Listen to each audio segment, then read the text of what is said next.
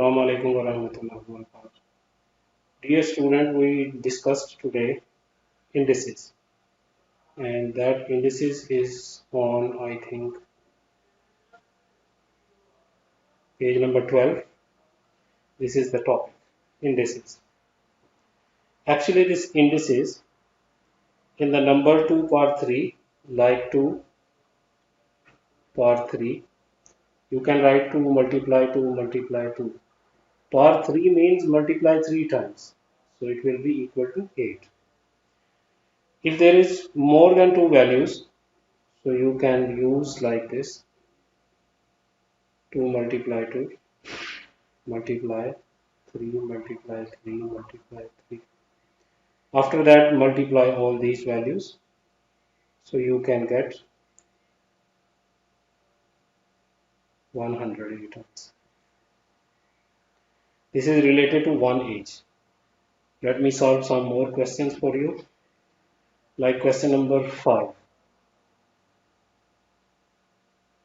4 power 3, this will be equal to 4 multiply 4 multiply 4. 4 multiply 4 16, 16 multiply 4 64. And the same way, question number 11. 3.25 multiply 10 power 2. So this 10 power 2 equal 100. 10 multiply 10, 100. So when you multiply, it will become 325.